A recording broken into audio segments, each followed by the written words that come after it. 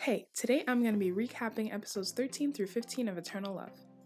Bai Qian returns Yehua to the cave where she found him, but that night he returns to her room to sleep next to her, for security reasons. Yanzhi meets up with Scarlet and he reveals to her that Li Jing imprisoned Li Yuan in the Arctic lands, and then, what a coincidence, Bai Qian shows up in the street just below the building they're in. This guy, who apparently has literally nothing else going on in his life, is hassling Bai Qian for carrying around a black snake, which is bad luck. When the villagers start to gang up on Bai Qian, Yehua reveals himself as the dragon that saved their village. He heads back to the Celestial Tribe, asking her to wait for him. Keep in mind that a day in the Celestial Tribe is a year in the Mortal Realm, so could be a while. Scarlet and Yanzhi plan to steal Li Jing's military seal in order to get into the Arctic lands and save Li Yuan.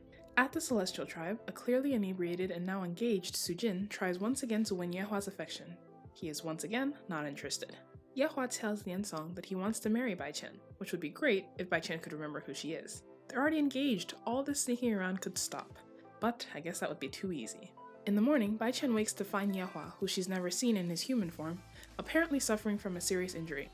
She takes care of him and feeds him. When he asks for her name, she explains that she doesn't have one, and he asks if he can call her Susu.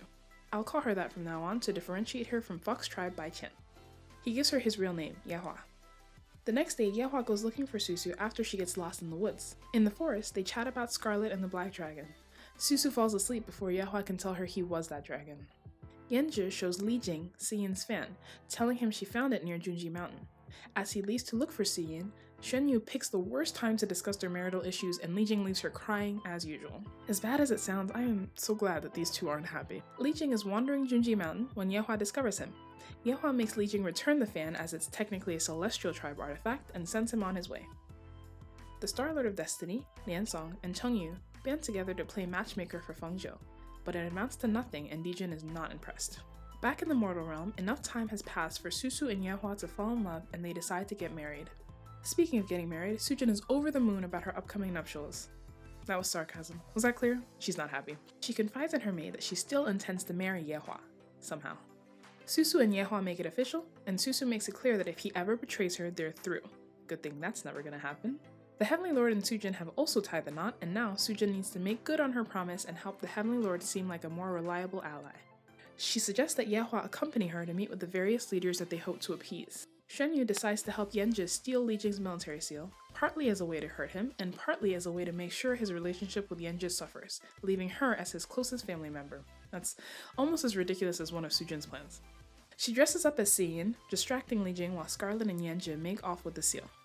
Fengzhou continues to embarrass herself and me with her Dijin antics. She finally musters up the courage to confess her love to Dijin, only to accidentally do it in front of the Heavenly Lord. Susu burns the house down trying to cook dinner, and Yehua magics the fire away.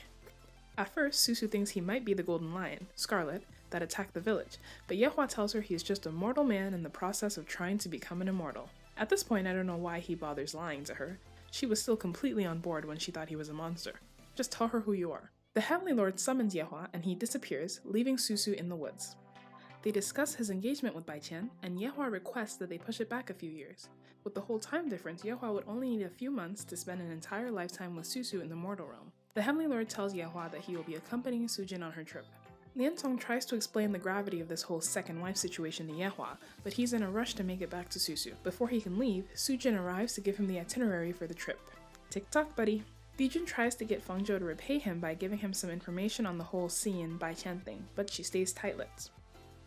I honestly feel bad for Susu. I mean, she's so innocent, and Yehua is not exactly a well of information. Still, I'm glad they're together. Hopefully this means fewer shenanigans when her identity is finally revealed. I'm definitely disappointed in Yanzhi. Not for betraying Li Jing, because honestly, I still haven't forgiven him for the Xuanyu thing. But what makes you think releasing this guy, will end well for anyone? I mean, come on. Till next time, thanks for watching.